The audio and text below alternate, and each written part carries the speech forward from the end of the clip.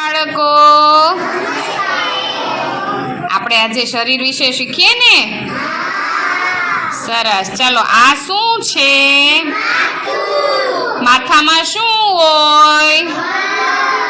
કેટલા મગજ હોય સરસ કેટલા મગજ હોય કયા કયા હોય સરસ આપણે શેના વડે સૂંઘી શકીએ છીએ આપણી પાસે કેટલા નાક હોય આ શું છે